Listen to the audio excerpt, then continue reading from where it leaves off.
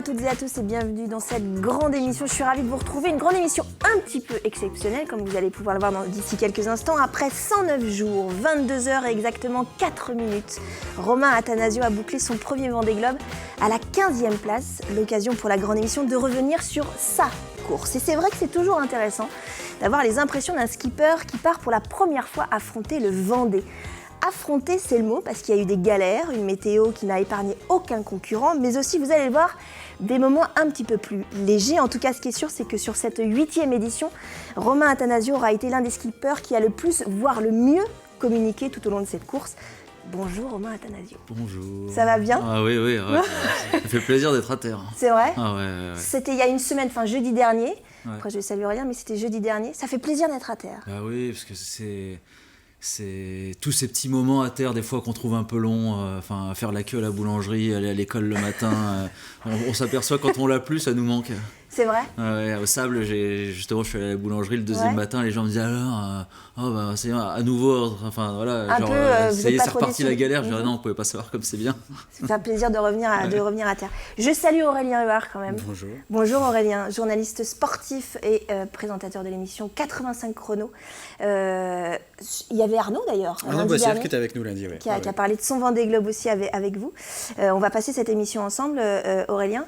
Donc, revenu à terre, super content, ras-le-bol au bout d'un moment. Au bout d'un moment, quand on arrive au bout du bout, de la course, c'est long. C'est long, vraiment à partir de l'équateur, quoi. C'est vrai que je savais que le Cap Horn, c'est une délivrance qu'on quitte ce monde des ténèbres, parce que c'est quand même difficile, ce Grand Sud. Et je savais qu'il y a un petit coup de blues souvent, donc je m'y étais préparé. Et moi, au contraire, j'étais euphorique la semaine après le Cap Horn, parce que je rentrais vers la maison, quoi. La température remontait, on commençait à voir les albatros qui disparaissaient, remplacés par les poissons volants. Enfin, c'était super. Et puis à l'équateur, là, grosse pétole, 3 jours sans vent. C'est vrai que là, j'ai pris un petit coup au moral, parce que je me suis dit, je rêverai jamais, quoi. C'est vrai, à ce point-là ? Ouais, c'était le moment un peu dur. Petit coup de blues à ce moment-là. Mais bon, ça va, c'est passé. Hein, mais c'est 3 jours difficiles parce qu'il n'y a pas de vent et puis des gros grains entre chaque. Et après, la remontée de l'Alizé, normalement, c'est quelque chose qu'on descend au portant. Et c'est l'enfer, quoi. C'est 4 jours face au vent, à la mer, dans 25 nœuds de vent, une mer vraiment difficile. Ouais. Le bateau fatigué qui tape dans la mer, on a l'impression qu'il va se désintégrer à chaque vague. Donc on est terré au fond de la cabine en train d'attendre que ça passe. Enfin, c'était moment difficile. C'est presque les moments les plus difficiles de la course finalement. Et on reparlera plus en détail justement de la course. Le retour, alors le retour à terre, c'est pas un peu violent ? Si, c'est violent, mais c'est presque trop court surtout, parce que c'est un truc qu'on espère pendant 4 mois, on y pense, on se dit comment ça va être génial, je vais retrouver ma famille, ma femme, mon fils, tous les copains qui sont là, on va faire la fête, ça va être génial. Donc on y pense, et puis la veille, il y a plein de choses à faire. La nuit d'avant, on a pas mal on dort pas beaucoup. La nuit d'avant, la nuit de la dernière nuit, on dort plus du tout, parce qu'en plus il y a plein de pêcheurs, on n'a plus du tout envie de dormir. Et puis le matin, moi je suis arrivé le matin, on sait qu'on arrive, donc il faut mettre les pavillons, les cagnards, tout ça, préparer le bateau. Et puis on voit le premier bateau qui arrive avec Sam et Ruben qui étaient sur le bateau, sur le Green Shark, un des bateaux des Sables d'Olonne. Ouais. Et puis donc ils se mettent à côté, et puis les immeubles apparaissent, et puis tout d'un coup il y a une nuée de bateaux autour. Et puis on s'approche de la ligne d'arrivée, on passe la ligne, tout le monde monte à bord, on retrouve tout le monde, on remonte le chenal qui est incroyable. Ouais. Et puis, il y a eu du monde en plus. C'est fou, je m'attendais pas à ça. Ça fait, on se sent petit. Hein. Et le fait justement que on passe un peu dans un système de lenteur. Alors tout est relatif, parce que sur Vendée Globe il n'y a pas vraiment de moment de très lent, sauf quand vous êtes dans la pétole, mais à un moment où on est tout seul, au milieu de nulle part, où il y a un autre rythme, et puis tout de suite il y a l'équipe qui monte sur le bateau, qui a investi en fait qui commence à toucher à tout, des petites choses où j'avais mes habitudes depuis 3 mois, presque 4 mois. Bon, c'est plutôt sympa parce que c'est l'euphorie. En plus, à partir du moment où on passe la ligne d'arrivée, il n'y a plus de problème. Ouais. On n'a plus peur. Ouais. On n'a plus peur de casser le bateau. Ça y est, c'est fini, on a réussi, quoi. Donc c'est un soulagement. Et puis après c'est vrai que c'est surtout que ça passe trop vite. Moi je me suis retrouvé le soir dans mon lit en me disant c'est déjà fini. Tout ce que j'avais rêvé pendant 4 mois, ça y est, c'est passé en quelques heures, quoi. Comment va le bateau ? Comment va Famille Marie et Tamine d'Ulysse ? Il va bien, il est au Sable d'Olonne pendant 10 jours, donc jusqu'à la semaine prochaine. Malheureusement, il a souffert pas de sa faute. En plus, j'arrêtais pas de lui dire pendant la course, c'est pas de ta faute, t'inquiète pas, parce qu'on parle un peu à son bateau finalement. Ouais. Parce que j'ai tapé 3 fois, donc les safrans, la dérive, là c'est vrai qu'il a pris les safrans déjà en plus ça a tapé sous la coque, donc ça a bien délaminé une grande partie de la coque. La dérive, elle est encore encastrée hier, mais mon équipe essaie de la sortir, ils n'y arrivaient pas, donc il y a un petit peu de travail là-dessus. Donc là on rentre à Port-la-Forêt, on fait ces travaux-là pour reprendre les navigations assez vite, parce que j'ai beaucoup de partenaires à faire naviguer. Ouais. Mais voilà, c'est surtout des choses comme ça, sinon le bateau lui s'est bien comporté, c'est un vieux bateau mais qui connaît la route, mais bon, j'avais essayé de travailler sur tout ce qui est essentiel, et puis voilà, tout ce qui peut faire qu'on finit par inventer. Sécuriser les choses, etc. Voilà, que tout soit fiable en fait.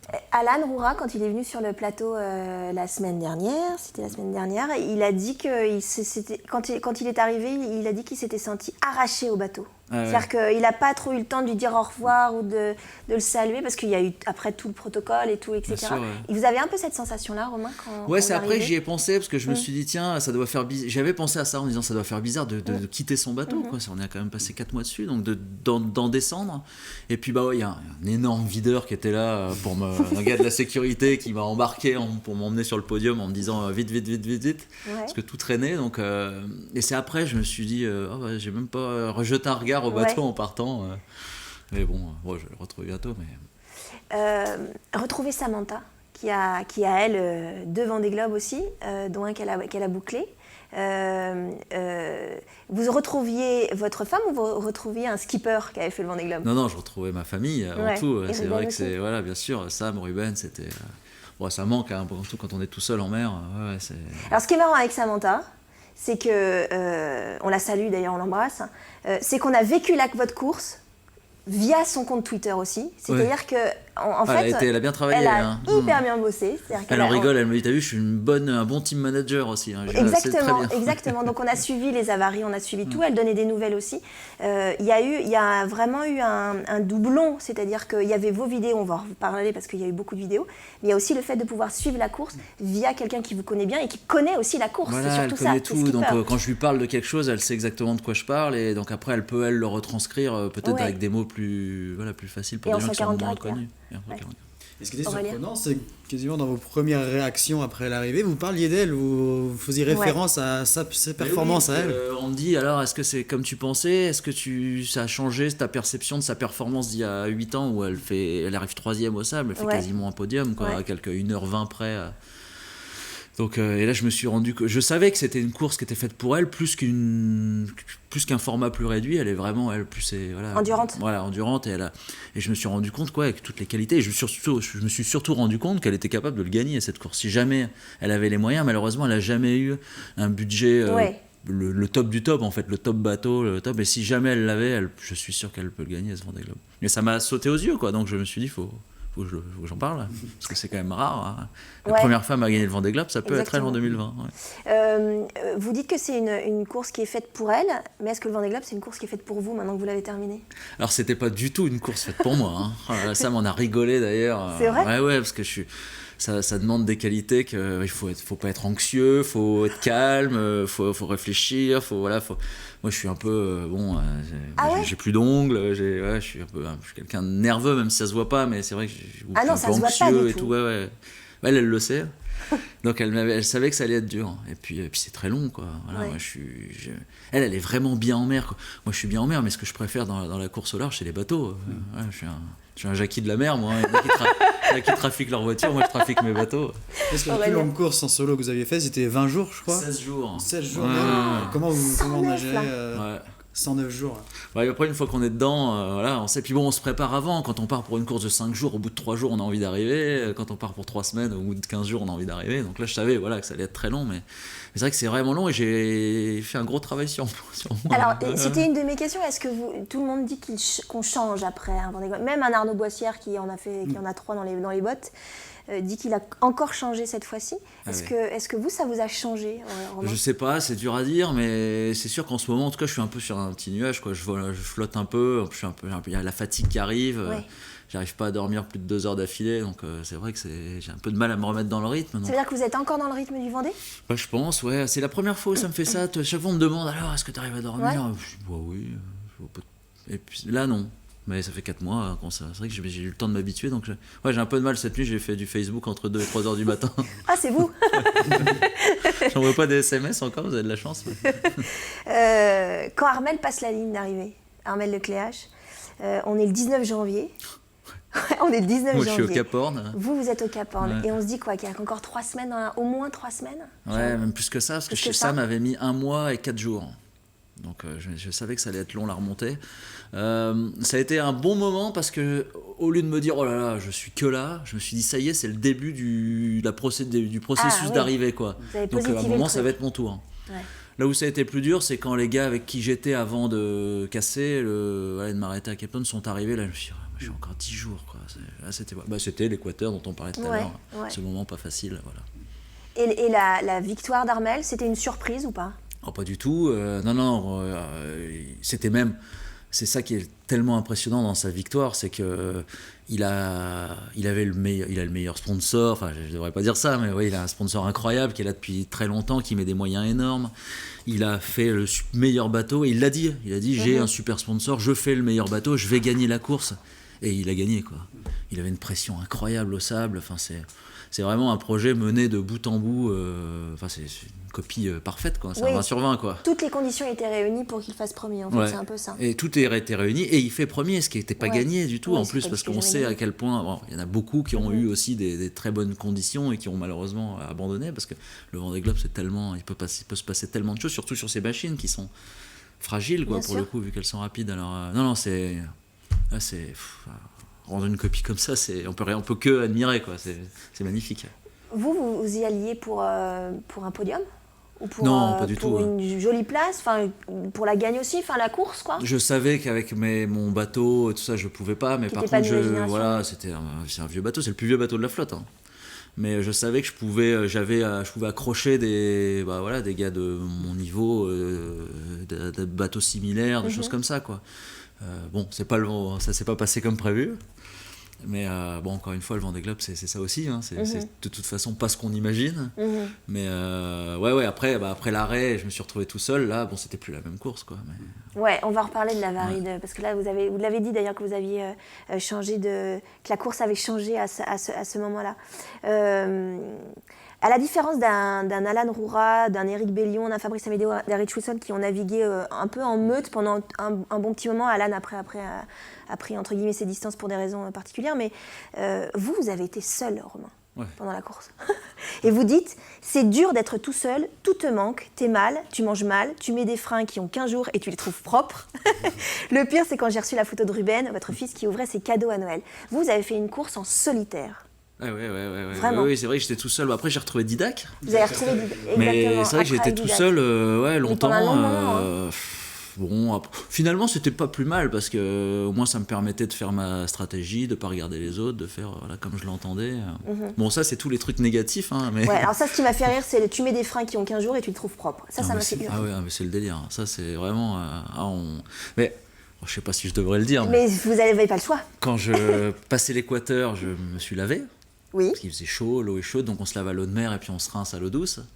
On fabrique 1,5 litre d'eau douce avec les dessales pour se rincer.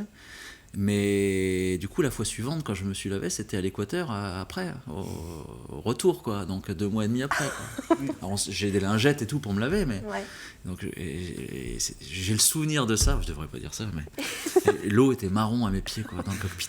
J'étais sale. C'est terrible. Hein. Donc il y a des prises de conscience quand même que le Vendée Globe, c'est une course en solitaire, ok, mais il y a aussi tout le quotidien du bateau qu'il faut gérer aussi. Mais c'est presque le plus important, et ça m'avait beaucoup aidé là-dessus. Ouais. C'est tellement important de gérer tout ça bien, parce que c'est ça qui fait que ça passe ou ça passe pas. Bon, après on peut casser le bateau, mais ça tient à des petits détails. J'en ai encore un peu, mais j'ai des boutons, des choses comme ça. Faut faire attention à soi. Puis il y a eu l'accident aussi quand je suis tombé où je me suis fait mal là. Voilà, c'est des petits détails comme ça, c'est de la vie, c'est 4 mois, donc vous, à terre, en 4 mois, vous faites beaucoup de choses. Vous avez vu Jean-Yves Chauve, le médecin, prise de poids, en arrivant. Moi, j'avais 2,5 kg de perdu, mais je sortais de la côte de bœuf que j'avais demandé. Parce que vous savez, on peut demander ce qu'on veut à manger quand on arrive. Oui. Donc j'avais demandé une côte de bœuf avec des frites. C'est vrai? Que j'ai oui, parce eu, que vous carburiez aux pâtes à l'huile depuis un petit bout de temps. J'avais pris 100 jours de nourriture, mais 100 gros jours. Et surtout, j'avais complété avec beaucoup de pâtes et de riz en me disant, bon, ça servira toujours au cas où. Et effectivement, heureusement qu'il y avait ça, mais il n'y avait plus que ça. On voit d'ailleurs à l'écran, on voit c'est les fameuses pâtes à l'huile avec du sel et de l'huile. Avec du sel et de l'huile, ouais. C'est ça. À la fin, j'en pouvais plus. Et si, je faisais de la semoule au lait, parce que j'avais du lait en poudre et de la semoule. Du coup, je faisais de la semoule au lait avec du sucre et du miel. Heureusement, il me restait un peu de miel, famille Marie, mais un tout petit peu. Alors, j'en mettais quelques gouttes. Vous avez fait aussi des crêpes dans un bateau. Ouais. Et on regarde. Bon les amis, c'est midi, il commence à faire faim là. Qu'est-ce qu'on va manger ce midi? Oh la chance! Des pâtes à l'huile et au sel. Cool!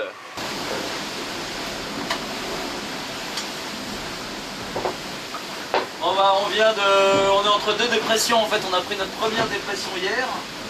J'attends la deuxième qui va arriver ce soir. Je profite un petit moment de calme pour faire une petite crêpe partie. J'ai trouvé ça dans ma boîte dans mon sac de bouffe. Pas mal, non? Hop, et la 3. Allez, la dernière. Va me faire de la vaisselle. Voilà. Bon les amis, autant l'opération crêpe la dernière fois c'est bien passé. Là j'ai essayé d'en refaire mais c'est une catastrophe. Alors ça gîte et tout, c'est pas facile, mais je sais pas ce qui se passe. Ça fait des bulles, ça prend pas. Je suis en train de dégommer une bouteille de gaz pour rien. Qu'est-ce qui s'est passé, Romain? La deuxième partie des premières avait l'air tellement bonne. Je sais pas, c'est le froid, je sais pas. Vous n'avez pas trouvé la solution? Non. Mais c'était un carnage. Hein. Je les ai quand même mangés parce que ça me faisait envie. En plus, voilà, le résultat. Non, mais ce qui est incroyable, c'est que vous êtes tranquille à faire des crêpes sur votre bateau alors que vous êtes... Là, vous étiez où là? J'étais dans le Grand Sud, mais c'est vrai que j'étais entre deux dépôts. Il y avait un peu moins de mer parce que je peux pas la faire sur mon réchaud à cardan parce qu'il n'y a pas la place, donc je suis obligé de mettre le réchaud à mes pieds. Donc je suis obligé de tenir déjà parce que sinon 3 ou 4 fois la casserole a valdingué, enfin la poêle. Donc c'est pas facile, il faut les conditions calmes quand même pour faire ça quoi. Et alors on n'a pas tout montré, mais il y avait aussi le cassoulet dans la bouilloire.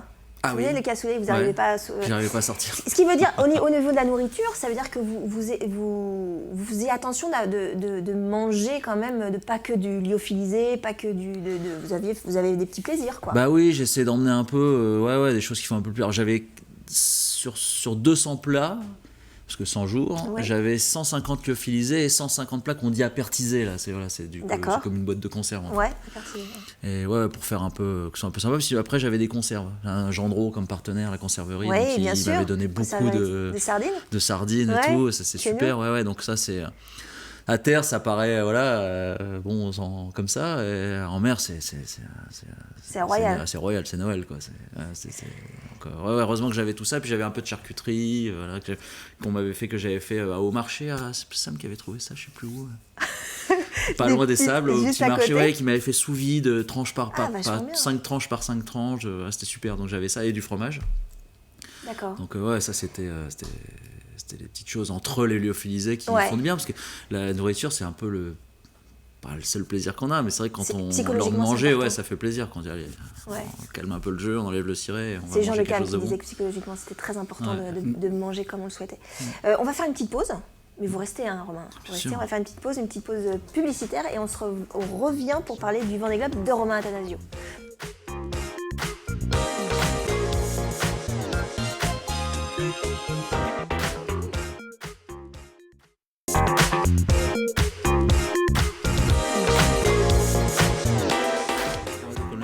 De retour dans la deuxième partie de cette grande émission un petit peu exceptionnelle, un petit peu beaucoup. Parce que nous, on a Romain Attanasio qui revient de son Vendée Globe, de son premier Vendée Globe, jeudi 15e place, 109 jours, 22 heures, 4 minutes. Précis. Romain, vous nous fait le plaisir d'être sur le plateau de la grande émission. On est en compagnie aussi d'Aurélien Huard pour nous parler de la course de Romain. Vous avez regardé ça aussi attentivement, enfin comme tout le monde d'ailleurs.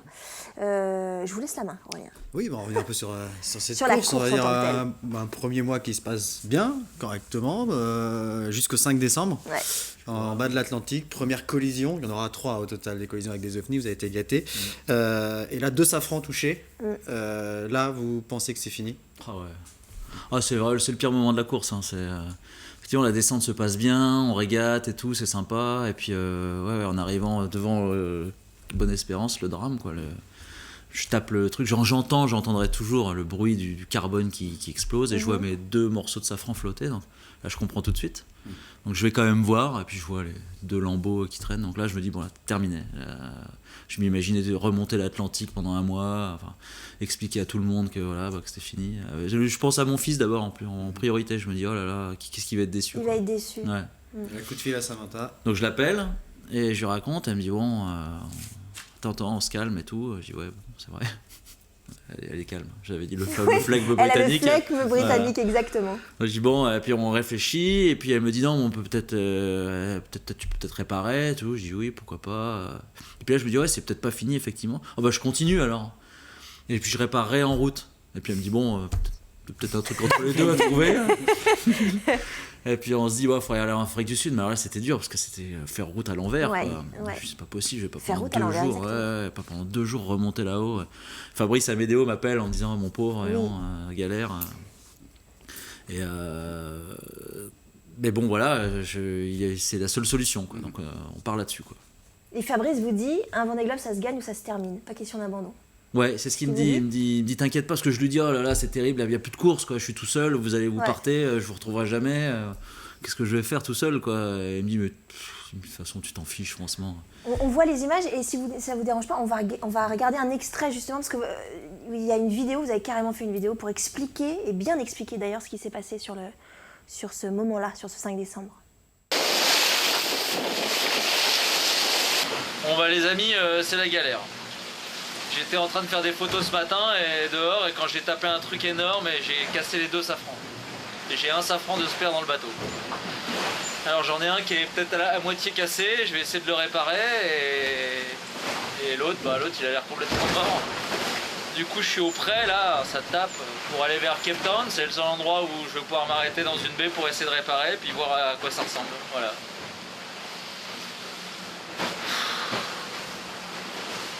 Voilà.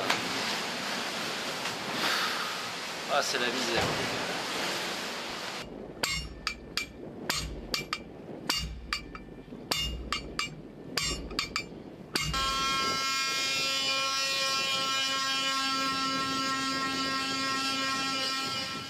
Romain, je vous sens encore... Alors déjà, vous les avez pas vues ces images, vous étiez de l'autre côté. Ouais. Je vous sens encore hyper ému de ce... Ouais, c'est marrant, c'est marrant de se voir comme ça, en détresse totale. En plus, j'ai essayé de pas faire d'images où il y a plein de moments, je vous le dis franchement, on pleure quasiment 1 fois par jour pendant la course. Mais je voulais pas montrer ça, de pleurnicher sur mon sort. Sauf à ce moment-là, parce qu'il fallait que j'explique, et du coup, c'est vrai que ça fait bizarre de voir ça, c'est pas... Bon. Alors une fois le chantier terminé, parce que vous avez pu remplacer un safran parce que vous aviez un de rechange, sauf que l'autre était toujours quand même abîmé. Mais comment vous repartez vous partez heureux d'avoir pouvoir réparer, mais il y a aussi, j'imagine, un sentiment bizarre de dire voilà, le bateau il est plus à 100%. Bah oui, mais bon, voilà, le premier truc c'est de repartir, quoi. Donc ça c'est génial, la course elle est plus finie, quoi, on n'abandonne plus, quoi. Donc ça quand même ça change tout. Donc là, effectivement, je repars, mais je me dis, sportivement, c'est plus la même chose, quoi. Là, maintenant, il faut finir. Bon, déjà, c'était l'objectif d'avant, mais là, encore plus, quoi. Là, maintenant, c'est plus finir. Donc,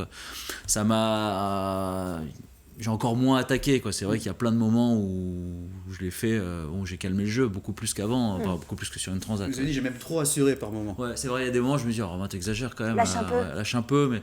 Je dis, en même temps, si je casse quelque chose là, si je démate, c'est trop idiot, quoi. Pour gagner quoi? Rien en plus. Voilà. C'est pas facile de doser. Je voulais tellement finir ce premier Vendée que. C'est vrai que j'aimerais bien en faire un autre.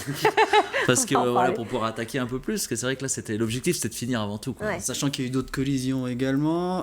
Et est-ce que aussi, quand on apprend les mésaventures des autres skippers, est-ce que ça rajoute encore du stress, de la crainte Bah ouais, alors ça dépend lesquels. Très honnêtement, c'est vrai qu'il y en a où on sait que c'est... Enfin, je sais pas, c'est dur à expliquer, mais il y en a, ça m'a moins perturbé. Alors que certains, j'ai vraiment... Mais peut-être plus ceux qui étaient... Qui par exemple certains que vous... Qui m'ont vraiment embêté. Ouais. Le dernier, c'est Conrad. Parce que c'est vraiment juste avant la fin, on se met à sa place, quand on dit c'est pas possible, mais quel enfer, quoi. Ouais, jusqu'au bout, quoi. Ouais, jusqu'au bout, la galère, et puis si près du but, c'est pas possible, quoi, c'est pas juste. Donc là, vraiment, ça m'a fait mal pour lui, et puis Je pense à Stéphane Le Diraison, qui démate si loin. Je me dis, mais il n'avait pas un gros budget non plus. Je me mettais à sa place, se retrouver. On est propriétaire de nos bateaux, donc on a quand même investi. Enfin, c'est plus la banque que nous qui sommes propriétaires. Mais on a pris quand même des risques et se retrouver à l'autre bout du monde sans le budget qu'on a eu des sponsors et dépensé. Donc se retrouver sans argent, avec un bateau cassé à l'autre bout du monde, ça va. Qu'est-ce qu'on fait, quoi? Il y a encore son bateau. Oui, je crois qu'il a. J'en parlais ce matin. On en parlait ce matin. Je crois qu'il a. Il y a 100 ou 120 000 euros de cargo pour ramener le bateau. Enfin, c'est pas possible, quoi. Ça le fait plus. C'est vraiment la galère, quoi. Alors, est-ce que, comme vous disiez tout à l'heure, vous êtes retrouvé un peu seul parce que vous n'étiez plus dans votre groupe de concurrents du départ. Est-ce que Candidat Costa, qui lui était derrière, vous rattrape? Est-ce que ça a redonné un peu de piment au Vendée Globe? Bah oui, carrément. Bah, il me passe quand je vais à Cape Town, et puis après, qu'on se retrouve, il est juste devant moi, puis à la faveur d'une option, enfin pas d'une option, mais d'un système météo, j'arrive à le recoller parce que lui tombe un peu dans la molle. Donc là, on se retrouve tous les deux. Et là, c'était sympa parce qu'on se connaissait pas du tout. Alors c'est marrant que ça tombe sur lui parce que je sais même pas si je lui avais serré la main une fois avant le départ, quoi. Vraiment, je le connaissais pas, parce que ça m'a même pas encore ressemblé, quoi. Et en fait, c'était super parce que c'est un gars vraiment sympa. Donc ça tombait plutôt bien, et puis on avait les mêmes bateaux, enfin la même génération et tout, donc on s'est bien amusé. Puis on m'avait dit, il est super bon. On m'avait dit, c'est un aventurier, tu vas pas rester longtemps avec lui. En fait, il est super bon. Tout en placement et tout, c'est comme un Figaro. Je lui ai dit, tu devrais faire le Figaro, parce que à chaque fois que je voulais me placer par rapport à lui, il s'y mettait avant moi, quoi. Je dis, c'est pas vrai. Mais c'est un aventurier, c'est pas un skipper. Ouais, c'est ça. On m'a dit, tu vois, c'est un pompier qui fait le Vendée Globe. Je dis, que dalle, c'est pas du tout le mec, il navigue vraiment très bien, quoi. Aurélien ?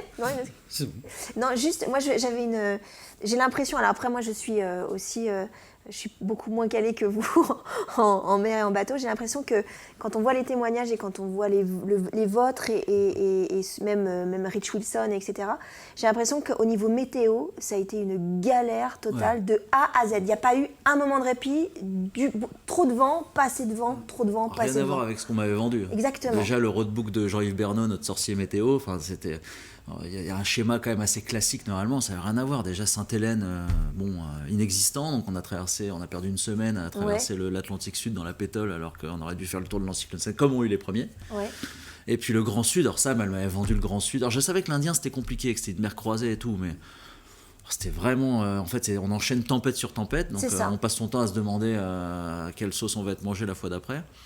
Entre chaque, il n'y a pas beaucoup de vent. Et puis, par contre, on m'avait dit, tu vois, le Pacifique, c'est génial. C'est la délivrance, c'est les montagnes, c'est les pistes de ski, quoi. C'est une piste d'amé magnifique. C'est génial, tu vas voir, sans effort. Et que dalle.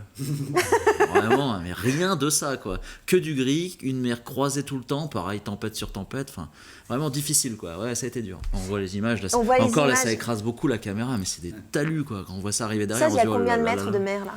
Il y a 6-7 mètres facile, quoi. C'est vraiment un mur, quoi. Je sais pas si vous avez le studio, mais c'est 2 fois le plafond, quoi. Et je crois qu'on a une vidéo d'une nuit, notamment d'une nuit d'enfer. Avant de la passer, je voulais juste... Vous avez dit, à l'heure de votre conférence de presse, vous avez dit on m'avait vendu les mers du Sud comme des grandes vagues, du surf, tu peux dormir 8 heures d'affilée. On m'avait dit que l'Indien était simple et que le Pacifique était chiant. Ils étaient tous les deux chiants. C'est ce que vous avez dit. En fait, c'était ça. Non, l'Indien était chiant et le Pacifique était cool. Ouais, c'était ça l'idée. Le Pacifique portait pas très bien son nom parce qu'il était aussi chiant que l'Indien, quoi. C'est-à-dire mer croisée. C'était puis du gris tout le temps, puis du froid, quoi. Surtout le froid. Il fait vraiment froid. Il fait vraiment froid. Il fait 0, mais avec l'humidité, le ressenti, il est horrible, quoi. On a des fringues humides, mouillées. Et bien justement, je crois qu'on a une petite vidéo où elle s'intitule Nuit d'enfer. C'est vous qui l'avez intitulée comme ça, ou du moins votre équipe, mais ça s'appelle Nuit d'enfer, vous allez voir. Salut les amis, j'ai passé une nuit d'enfer, je peux vous dire. J'ai 35 nœuds de vent, je suis au Reaching, le bateau il est sous l'eau. Donc ça tape, ça fait un bruit d'enfer. Je me couche, j'essaye de dormir 1h30.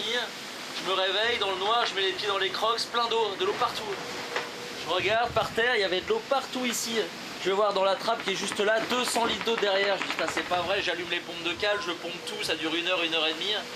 J'avais peur que ce soit ma répa qui est cassée, donc je commençais à m'inquiéter. Finalement, j'arrive à tout vider, je sors dehors pour mettre l'hydro, paf, il bloque. Je relève, je vois qu'il y a un bout dedans, en fait c'est toute une bobine de cordage qui était passée dans le trou d'évacuation du cockpit et qui a bloqué l'hydro. C'est comme ça que j'ai pu m'apercevoir que c'est ça qui a rempli le cockpit et qui a du coup rempli le bateau. Donc je range tout, je rentre à l'intérieur, je range un peu, je fais une petite soupe. Je me recouche 1h30, là je me réveille, je jette un coup d'œil dehors, le cockpit plein d'eau encore et l'eau qui commence à re-rentrer derrière. Je regarde ma boîte de balise qui est plus là, mes sièges complètement arrachés.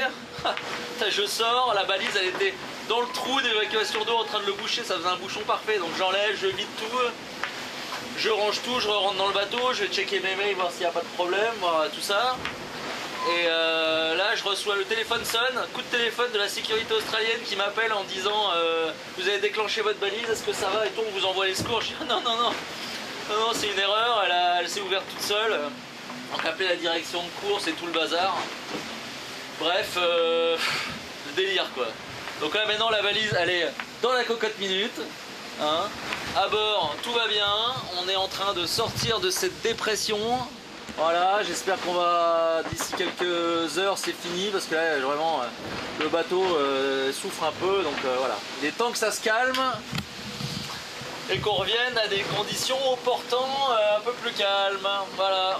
Bon bah une nuit d'enfer, j'espère que vous avez bien dormi vous. Ciao. Ça c'est la nuit d'enfer de Romain Attanasio. Est-ce que alors c'est une nuit d'enfer, c'est-à-dire que ça se répète aussi tout au long du trajet. Mais c'est vrai que c'est incroyable parce que j'ai de voir ça, faut s'imaginer chez soi en train de se descendre de son lit en pleine nuit parce qu'on trouve qu'il y a un truc bizarre dans la maison et mettre les pieds dans l'eau et se dire mais pourquoi c'est mouillé là. Ouais, c'est donc ça. Là j'allume ma lampe et de l'eau partout. Et puis après pendant 1h30 pompé, donc voilà, on se lève, c'est un peu le principe du bateau, mais on se réveille et là on part pendant 1h30 à vider 200 litres d'eau. Enfin, c'est le délire. Ouais. Et le coup de la cocotte minute, c'est plutôt drôle. Juste une question, est-ce que vous avez structuré vos semaines ? Par exemple, Alan Roura disait que le dimanche, il nettoyait le bateau. La plupart du temps, il nettoyait le bateau, il changeait les sacs de nourriture, mais il disait que ça structurait son temps dans la semaine ou dans la journée. Est-ce qu'il y a des moments comme ça ?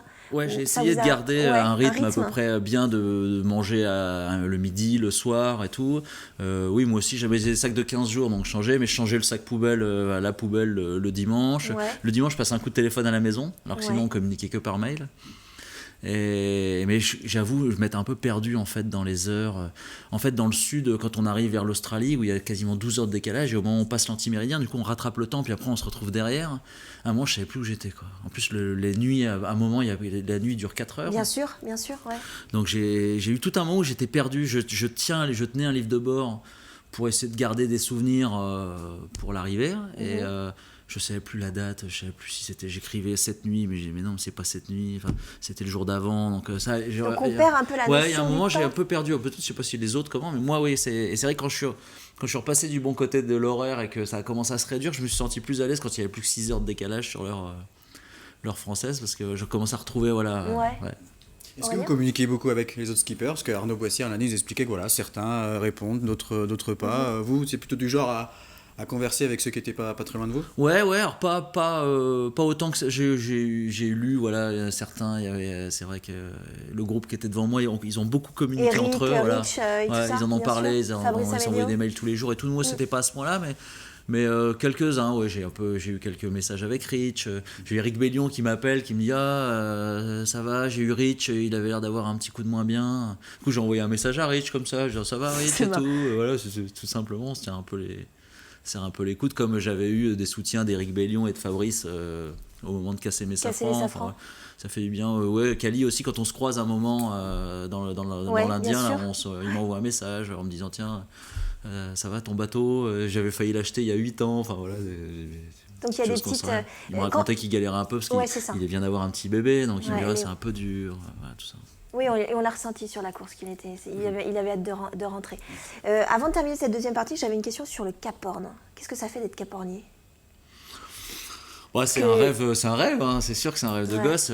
Passer les 3 caps, c'est incroyable, mais le Cap Horn, c'est le plus mythique, c'est génial. Puis c'est une délivrance, quoi. C'était un moment, vraiment, j'ai eu vraiment, c'était génial, quoi, parce que c'est le Cap Horn, et puis c'est la fin de cet enfer, je peux pas dire ça, mais c'est vrai que c'est dur les mers du Sud, même s'il faut, je regarderai des bons souvenirs, et même si c'était génial, quand j'y repense, c'était incroyable, mais c'est quand même dur, donc c'est un peu la fin de tout ça, et puis le retour vers la maison, quoi. Donc, c'est ça.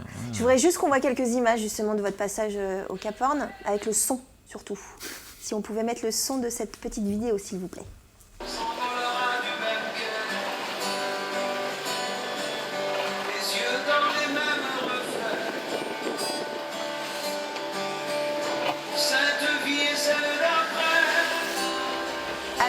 Alors ça c'est pas le Cap Horn. Ça c'est une vidéo que vous avez fait assez rapidement après le départ, c'est ça Romain? Alors il y avait Roch Cabrel, là c'est le Cap Horn. Bonnie Tyler. Romain va falloir vous expliquer quelque chose. On va écouter juste 2 minutes Bonnie Tyler pour être sûr que c'est bien elle.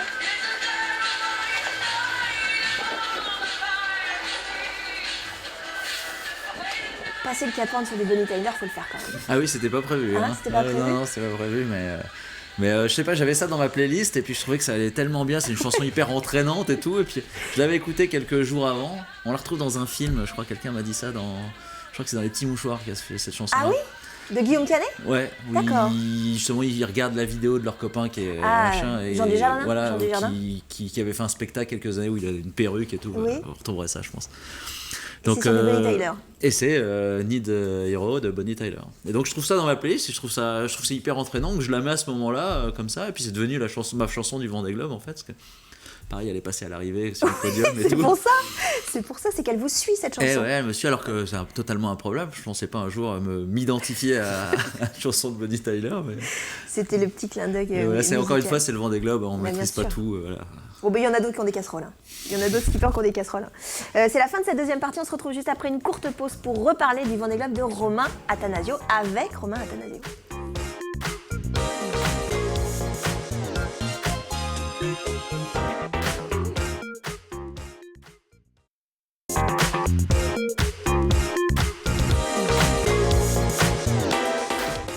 De retour dans la troisième et dernière partie de cette grande émission consacrée à Romain Attanasio. Il est arrivé jeudi dernier, il est sur le plateau de la grande émission après 109 jours, 22h04, 15e place de ce Vendée Globe, premier Vendée Globe, Romain. On en parle avec Aurélien Huard qui me fait le plaisir d'être sur le plateau de la grande émission. Moi je voulais parler de la communication. On a vu des extraits vidéo. Moi j'ai regardé, il y a pratiquement une vidéo par jour, Romain. Très explicatif, très pédagogique, on l'a vu notamment avec le problème de la nuit d'enfer où vous expliquez étape par étape ce qui se passe. Moi je suis assez bluffée sur la communication, c'est-à-dire que c'est très pédagogique. Ouais, c'était pour raconter l'aventure, parce que tous les gens suivent à terre, et donc je voulais quand même, c'est grâce à tous mes partenaires, et Dieu sait qu'ils sont nombreux, que j'ai pu partir, donc il fallait quand même que je puisse leur raconter. C'est le principe de la voile, c'est que ça se passe pas dans un stade, donc à part nous envoyer ce qui se passe, sinon les autres voient rien. Et puis j'ai essayé de le faire avec des mots que tout le monde comprend, parce que la voile c'est quand même, on a un jargon, si tu commences à parler technique, ça va pas être très drôle. Et puis c'était pas une corvée au début, mais presque, parce que l'organisation nous oblige à envoyer 6 minutes d'images par semaine, sinon on a une amende. Donc c'est une obligation, quoi. Vidéo et photo. Vidéo et photo. 6 minutes par semaine et 7 photos par semaine. Et en fait, c'est devenu, donc je l'ai fait parce qu'il fallait le faire, et puis c'est devenu un plaisir, et c'était presque salutaire à certains moments où vraiment j'étais dans la difficulté, dans le Grand Sud, dans les tempêtes et tout, ça me permettait de penser à autre chose, de faire autre chose, de pas que regarder derrière la mer et les monstres arriver sur moi. Donc c'était plutôt pas mal. En photo, j'ai été moins bon, j'en ai envoyé très peu, mais je suis pas photographe, je suis pas inspiré du tout. Ça veut dire que vous risquez une amende ? Bon, j'ai envoyé beaucoup de vidéos, donc je pense que ça compensera, mais sinon j'aurais pu. J'ai pas fait mes 7 photos par semaine. Et pour finir sur la communication, est-ce que le fait justement de commencer à prendre du plaisir à faire une vidéo en gros par jour, est-ce que c'était pas aussi une manière de sortir ce que vous aviez les galères de la journée, et puis aussi de se trouver un petit rendez-vous justement, un petit rite journalier de communication comme ça? Carrément, on est tellement seul qu'on a envie de parler en fait. Casser la solitude. Donc ça permet de parler à quelque chose. Alors on parle au bateau, mais on parle là pour le coup à la caméra et donc à tout le monde. Mais c'est vrai que je me suis surpris en remontant l'Atlantique.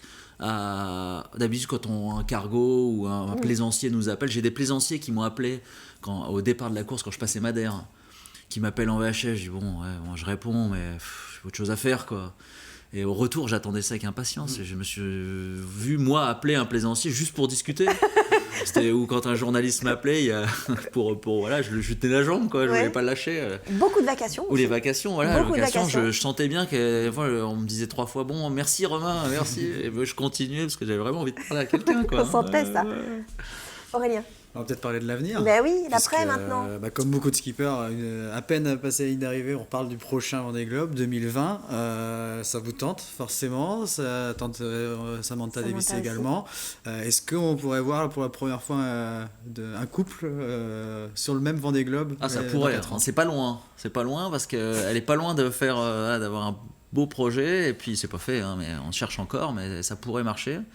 Et puis moi avec mes partenaires, avec Famille Marie et Tamine Dulce, ils sont et le club de partenaires 6e Océan, ils sont très chauds pour continuer. Alors déjà ils sont partants pour la prochaine Jacques Vabre. Ça c'est validé ça c'est validé, donc voilà, on ramène le bateau, on fait les travaux, puis ça part, il n'y a pas de temps mort. Et ouais, ils ont vraiment adoré ça leur fait un vide, même j'arrête pas de recevoir des messages de tout le monde qui me disent on sait plus quoi faire, enfin pas exagéré, mais il y a plus il y a plus de classement à regarder, quoi. Il y a plus d'internet, et ça fait un vide à plein de gens, donc bon, faut battre le fer tant qu'il est chaud, mais ouais, ils sont, alors je repartirai pas avec un bateau neuf, faut pas rêver, mais avec un bateau peut-être plus de la génération d'après, un bateau de 2008 par exemple, pour essayer de faire et surtout j'aimerais bien faire un autre Vendée pour ça y est, je suis libéré, j'ai fini celui-là, c'était comme on disait tout à l'heure, j'étais vraiment sur la retenue pour essayer de le finir. J'aimerais bien pouvoir en faire avec un bateau plus performant pour peut-être plus aller sur le côté sportif. Ce qu'a dit Fabrice Amédéo, ce qu'a dit Arnaud. J'ai eu Fabrice au téléphone ce matin, on parlait de ça. Alain Roura aussi. Quitte à casser, ça sera la course. Cette fois, ça sera un autre Vendée Globe. Pas parce que c'est toujours horrible de casser, mais bon, au moins quand même tenter plus le coup, quoi. Ouais. Vous avez quand même dit, j'en reviens pas. Je compte bien faire la route du Rhum et le Vendée Globe 2020. Je n'en reviens pas que je dise ça maintenant, alors que je n'ai aucune envie d'y retourner. C'est clair. Non, mais je suis partagé parce que si on me dit c'est demain, quand même pas. Peut-être pas. Mais je sais que ça va me faire. Je pense que je vais avoir le Vendée Globe Blues dans pas longtemps, quoi. C'est malheureusement. Est-ce qu'il y a un côté dépressif après d'ailleurs? Je pense que là je suis encore dans déjà j'ai encore la fatigue, donc je suis encore un peu sur un petit nuage, quoi. Et puis j'ai les sollicitations, on se voit, il y a plein de choses. Tout à l'heure je retourne au bateau, donc je suis encore dans le truc, quoi. Mais le moment où ça va s'arrêter, je pense que ça fait. Enfin, je l'ai vu avec Sam, que ce soit sur le Vendée ou sur la Volvo, il y a un moment où on a l'impression que tout s'arrête, quoi. Et là, Justement, Arnaud Boissière nous disait qu'il n'avait pas ce Vendée Globe Blues justement parce que là, tout de suite, il repart dans un autre projet, il repart dans les discussions avec les partenaires, avec la volonté d'avoir un nouveau bateau. Donc finalement, il n'a pas le temps de. C'est ça, c'est le meilleur remède. Donc c'est pour ça que je travaille sur ce dossier-là. J'ai la chance, que mes partenaires m'aient pas dit merci, super. Oui, ça aurait pu être le cas. C'était top. À bientôt, un de ces jours. Quand on s'était vu avant le départ du Vendée Globe, sur le village du Vendée Globe, les 3 semaines où vous êtes très sollicité avant de partir, on avait parlé on se rend pas compte, mais le Vendée Globe aussi, c'est une sorte de marché du bateau. Et vous avez dit que vous étiez en pourparlers aussi déjà pour acheter un autre bateau, du moins, il y avait des tractations, etc. Là, il n'y a rien de fait pour le... Non, rien du tout. Non, je regarde déjà, je vais vendre le mien. C'est ça. À quelqu'un qui pareil, on m'a appelé parce qu'il y a des gens qui aimeraient bien faire un projet comme le mien, un projet petit budget accessible pour faire le Vendée, donc Et puis je commence à regarder les autres bateaux. Mais c'est vraiment un marché du bateau quand même dès le départ. Quand on sait que Armel avait déjà vendu son bateau à Louis Burton avant de partir, il y a vraiment la course, mais il y a le marché. Parce que il y a la conjoncture est meilleure, puis il y a eu un tel engouement sur ce Vendée qu'il y a les gens ont envie de repartir, que ce soit les partenaires ou les skippers. Donc c'est vrai que là ça bouge bien. C'est vrai qu'il y a 8 ans ça avait été plus difficile. Quoi. Nous on avait gardé Savéole, par contre c'était à 4 ans, on l'avait gardé longtemps sur les bras, le bateau cassé et tout, c'était moins euphorique, quoi. Là c'est vrai que là c'est super, La Jacques Vabre, ce sera avec ce bateau encore. Oui. C'est après que... Mais je suppose... Mais je suppose que vous ne souhaitez pas avoir un bateau pour le prochain Vendée Globe, si vous le faites, 1 an avant la course, quoi. Vous avez envie d'avoir un bateau. Oui, là c'était un projet qu'on a fait tard, et puis tout s'est enchaîné, malheureusement on a... ça allait un peu vite, quoi. Donc il y a des choses sur lesquelles j'ai fait l'impasse, mais c'était mon premier Vendée Globe. Il y a plein de choses. J'ai appris tellement de choses sur ce Vendée que j'aimerais bien pouvoir les mettre les utiliser pour le prochain Vendée et du coup avoir le temps sur les voiles, sur plein de choses comme ça. Enfin, j'avais pas les bonnes voiles là. J'ai fait beaucoup d'erreurs de préparation, même si Sam m'a beaucoup aidé, elle connaissait. Il y a plein de choses sur le bateau que j'aurais fait différemment si j'avais su. Donc pour le prochain Vendée, j'aimerais bien. L'idéal, c'est de faire la route du Rhum avec le bateau, le nouveau bateau, et puis faire la Jacques Vabre, et puis faire le Vendée, quoi. Sauf que si vous partez en 2020 et que si Sam part en 2020, Ruben... Il aura 9 ans, alors il sera un peu plus grand. Ouais. On va solliciter la garde, comment ça va se passer? On va solliciter les grands-parents, hein, papy et mamie anglais. Ouais. Qui peut-être vont nous dire, bon, on n'y est pas encore, hein, mais... bon, et puis Sam le fera en 70 jours, hein, donc ça fera pas trop de temps pour Ruben. Oui, ça sera moins long. Voilà. Juste pour vous dire, si vous ne souhaitez plus faire de bateau, par contre, vous pouvez vous convertir dans la publicité. Ah oui. On a la preuve. Salut les amis! Alors aujourd'hui, dans la rubrique bricolage, je vais vous présenter le meilleur dégrippant qui soit. Si vous avez quelque chose qui couine, qui grince ou qui clongue, le dégrippant liquide vaisselle étamine du lys est fait pour vous. Un safran qui grince, liquide vaisselle famille Marie étamine du lys. Un pied de main qui couine, liquide vaisselle étamine du lys. Un verre de quille qui clongue, pas de problème, liquide vaisselle étamine du lys. Liquide vaisselle étamine du lys, le meilleur ami du bricoleur, pour tout dégripper. Alors là, on parlait des sponsors et des partenaires. Là, vous en faites la pub, hein. Peut-être pas pour la bonne raison, mais vous en faites la pub. Il faut trouver, c'est vrai que c'est... Il faut montrer les produits du partenaire, ça fait partie du jeu. Alors c'est bien de trouver une façon de le faire un peu plus rigolote que de dire moi j'utilise du miel famille Marie parce que c'est très bon pour la santé. Un truc bon. Au bout d'un moment, il ne faut pas que ce soit embêtant non plus, quoi. Donc voilà, je trouvais ça rigolo. Et surtout, c'est vrai, j'ai vraiment utilisé ça. Oui, ça marche. Ah ben ça marche hyper bien, ouais. Vous allez faire décoller les ventes pour. Ah non, mais ça c'est mon safran qui couine. Là, c'est le bruit était atroce, quoi. Ouais. Parce que on graisse ça quand on fait le montage, mais en plus là je les avais démontés, remontés, donc la graisse il n'y en avait plus. Donc il faisait un bruit horrible, j'ai mis ça faisait plus un bruit, quoi. Les vérins qui clonguent, mais vraiment le bruit est horrible, hein. Le bruit ça claquait, ça me réveillait la nuit, quoi. Une fois que j'ai mis ça, plus un bruit, le pied de main pareil, je me dis oh là là. De toute façon il y a énormément de bruit sur un bateau. Ben oui, mais en plus ces bruits là c'est des bruits presque inquiétants parce qu'on se dit oh là là c'est pas bon que ça couine comme ça. Ouais, donc au moins quand on met le liquide ça couine plus, il n'y a plus de problème, quoi.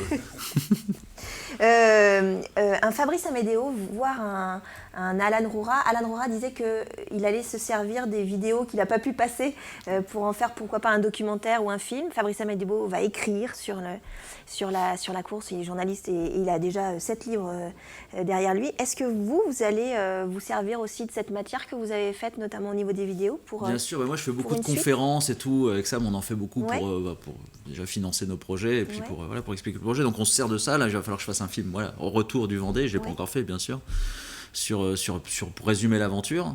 Et puis on nous a contacté pour faire un livre, Sam et moi. Elle avait déjà fait un livre au retour, donc il y a quelqu'un là qui aimerait bien faire un livre, donc pourquoi pas. Voilà, c'est vrai j'avais noté tout dans mon livre de bord justement dans cette idée de rien oublier. Donc peut-être on verra ça. Ça prend beaucoup de temps à faire, donc il faut. Je ferai ça quand pendant mon Vendée Blues. je ferai ça. Je ferai ça pendant Vendée Blues. Aurélien, vous aviez une autre question ? Une petite dernière question, parce qu'il y a eu énormément de galères, on en a parlé entre les collisions, les incidents dans le bateau. Il y en a un dont on n'a pas parlé, le 18 janvier, vous chutez de votre baume. Et vous vous évanouissez quand même sur le bateau. Ça, c'est la première fois que je m'évanouis, mais surtout là j'ai vraiment eu peur parce que. Pas de peur de mourir, mais de la peur que la course soit finie aussi. Parce que quand je suis tombé sur le cale-pied, j'ai tout de suite pensé à Paul Meillat, à Yann Eliès, qui s'était blessé gravement au bassin. Et je me suis dit, vu la douleur et vraiment dans le bassin, quand j'étais allongé, je me suis cassé le bassin. Je me suis dit, la course est finie, quoi. Alors c'est pas casser le bateau comme on a peur tout le temps. Là je me suis dit, c'est quand même idiot, quoi. Et puis je me suis relevé, je suis allé dans le cockpit et là j'ai vu 36 chandelles et j'ai juste eu le temps de m'asseoir. Et le souvenir que j'en ai, c'est de m'asseoir et de me réveiller je sais pas combien de temps après, avec un bruit de moteur très fort, comme si j'avais une tronçonneuse à l'oreille. D'accord. Donc voilà. Et puis après, j'ai eu mal pendant plusieurs jours, mais bon, je me suis vite rendu compte que c'était pas grave. Mais c'est vraiment sur le moment où je tombe où je me dis, oh non, c'est pas vrai, quoi. Ça va pas s'arrêter à cause de ça, quand même. Mais moi, je vous ai trouvé quand même très... Alors, vous n'avez pas montré les moments de galère, mais vraiment très positif dans les vidéos. Vous le disiez tout à l'heure. Je raconte, donc je peux raconter quelque chose en faisant la gueule, c'est quand même pas très cool pour tout le monde. Il y en a qui se disent, aujourd'hui, c'est pas possible, qui communiquent, qui le sortent quand même en disant, je vais jamais y arriver. Je le dis, la fameuse nuit d'enfer et tout, mais... Puis souvent j'en rigole tellement on peut rien faire. Il n'y a pas le choix. Je me dis bon, autant le prendre à rigoler parce que c'est... Est-ce que vous allez vous améliorer sur les gros mots ? Ah, il va falloir. Moi, j'ai eu des remontrances. Bah oui, de maîtresse. Ah, j'ai eu la maîtresse de mon village qui m'a dit bon, un peu doucement sur les gros mots, parce que c'est vrai que beaucoup d'écoles ont utilisé, j'avais beaucoup d'écoles qui me suivaient, donc ils ont utilisé les images. Ouais. Et j'ai même eu une petite fille, elle arrivait en montant la passerelle pour aller sur le podium, qui m'a donné un petit dessin. Et en bas, il y avait écrit PS, si tu pouvais dire moins de gros mots. Oh là là, zut. Alors Ruben, il n'arrête pas de dire chaud patate. Ah ben le chaud patate, s'il y a quelque chose qui vous caractérise, c'est le chaud patate. Romain, merci beaucoup d'avoir participé à cette émission. C'était vraiment un réel plaisir. Vous embrasserez Ruben et Samantha pour nous, bien sûr. Aurélien, c'était un plaisir aussi. On se retrouve très vite. En tout cas, on se retrouve sur l'antenne de TV Vendée. Moi, je vous souhaite une très belle soirée sur TV Vendée. Je vous souhaite une très belle soirée sur TV Vendée.